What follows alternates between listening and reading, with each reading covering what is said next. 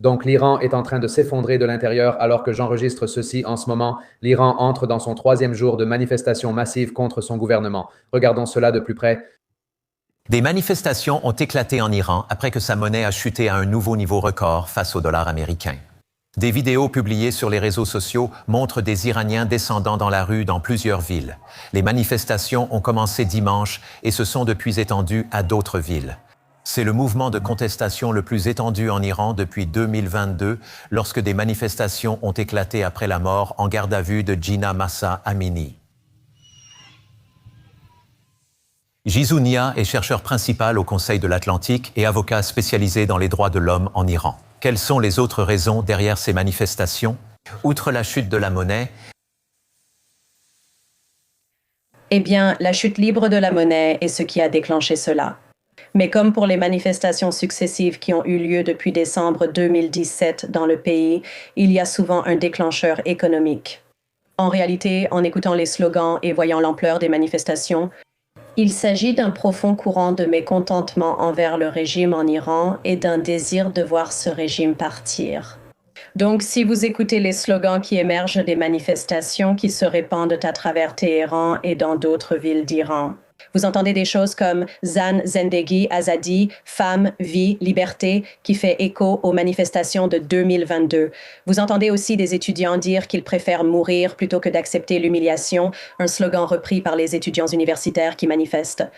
Vous entendez Mort au dictateur, le régime doit partir. Vous entendez aussi le rejet de la politique étrangère de la République islamique d'Iran, donc ni Gaza, ni le Liban. Ma vie pour l'Iran. Donc, ce sont le genre de slogans qui ressortent. Il y a aussi certains slogans qui expriment un certain soutien à la monarchie. Cela concerne Reza Pahlavi, fils du dernier monarque d'Iran. Donc, dans l'ensemble, il y a beaucoup de rejet du régime actuel et cela touche vraiment ce courant sous-jacent d'insatisfaction envers le pouvoir en place. et qu'en est-il de la crise économique? Quel genre de difficultés les Iraniens traversent-ils en ce moment? Eh bien, la monnaie iranienne, le rial, est en chute libre. Le gouvernement iranien s'efforce de trouver comment gérer cela. Mais la réalité, c'est que les gens n'ont pas les moyens d'acheter de la nourriture. Ils ne peuvent pas payer beaucoup de choses. L'eau est régulièrement coupée dans les villes, donc la population subit vraiment une pression. Et inévitablement, quand l'inflation augmente à ce rythme, il y aura des gens qui vont prendre cette décision. Ils préfèrent descendre dans la rue pour exprimer leur mécontentement et risquer la violence des forces de sécurité plutôt que de continuer avec le statu quo. Un fait vraiment important, c'est que ces manifestations ont commencé hier. C'est le deuxième jour de protestation qui prennent de plus en plus d'ampleur et tout a commencé dans les bazars.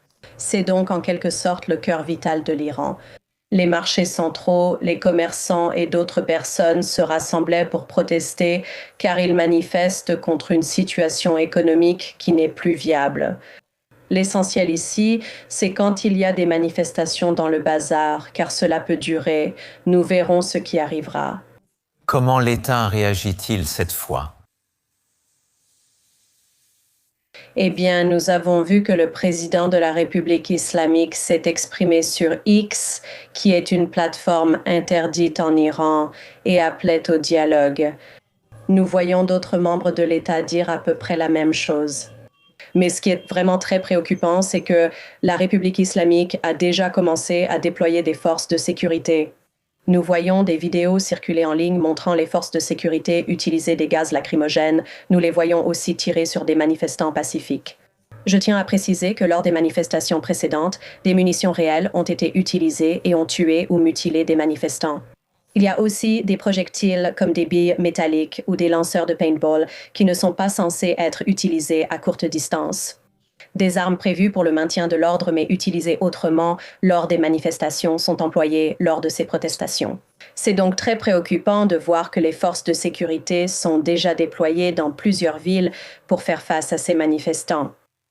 Jisoo Nia du Conseil de l'Atlantique, merci beaucoup pour votre temps. Encore une fois, comme vous le voyez, c'est presque comme les displays qui frappent l'Iran depuis la guerre contre Israël et l'Amérique. Ils ont été décimés, ainsi que tous leurs missiles et leurs programmes nucléaires. Ils sont en fait au milieu d'une grave sécheresse et ils coupent réellement l'eau dans les villes. Ils doivent avoir certains jours où l'eau est coupée pour rationner l'eau.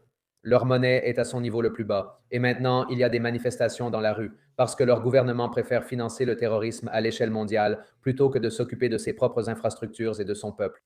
Nous allons diffuser des images d'une chaîne israélienne pour mieux voir les rues d'Iran. Regardons ce qui s'y passe. Pour la deuxième journée consécutive, ces scènes se répandent à Téhéran. Dans les rues, des slogans visent le président Pezeshkian, le guide suprême Khamenei, et soutiennent le prince héritier exilé Reza Pahlavi, fils du Shah renversé lors de la révolution islamique. La protestation a débuté hier quand des petits commerçants de Téhéran ont entamé une grève. En quelques heures, des commerçants des principaux marchés, dont le Grand Bazar, point central du début de la révolution islamique à la fin des années 70, les ont rejoints. Ils doivent fermer. Tout le monde doit fermer. Tout le monde doit être fermé. Tout le monde doit être fermé. Toute personne qui est ouverte doit fermer. Le déclencheur de la protestation est économique. Ces derniers jours, le rial iranien a plongé à un niveau historiquement bas, atteignant presque 1,5 million de rial pour $1. En peu de temps, les salaires ont chuté, les prix à l'importation ont explosé et les commerçants ne pouvaient plus fixer de tarifs. Pour des millions d'Iraniens, le coût de la vie est devenu insupportable. Il est intéressant que les commerçants manifestent vraiment. Par le passé, ils protestaient en petit nombre et brièvement dans le bazar sans sortir. Mais cette fois, l'ampleur est très grande. Nous en sommes déjà au deuxième jour, ce qui est aussi inhabituel que la protestation tienne et recommence. Et la protestation s'étend aussi aux rues principales et s'approche même de la maison du dirigeant iranien. Hier, le régime semblait tolérer les manifestations, mais aujourd'hui, les forces de sécurité ont dispersé les manifestants avec du gaz. Et tandis que les rues bouillonnent, le régime continue d'entamer un nouveau cycle de vérification avec Israël. La chaîne d'opposition Iran International, qui est affiliée aux opposants du régime en exil, a rapporté aujourd'hui que les gardiens de la révolution développent des ogives non conventionnelles, chimiques et biologiques. Ce programme a également été surveillé par l'Occident, par Israël, depuis de très nombreuses années. Je me rappelle plusieurs rapports publiés au fil des ans pour avertir les Iraniens.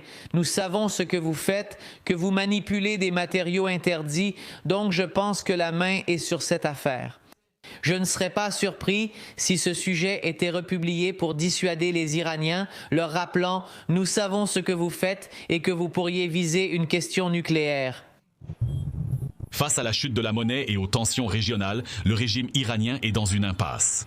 La pression économique recommence à se faire sentir dans les rues du pays, tandis que Washington et Jérusalem semblent attendre pour resserrer l'étau sur le gouvernement à Téhéran. Encore une fois, il s'agissait simplement de mises à jour récentes. Encore une fois, nous prions pour le peuple d'Iran. Il y a beaucoup de bonnes personnes là-bas qui sont très pro-Israël. Ils veulent faire partie de cela, avoir un lien avec Israël, faire partie des accords d'Abraham.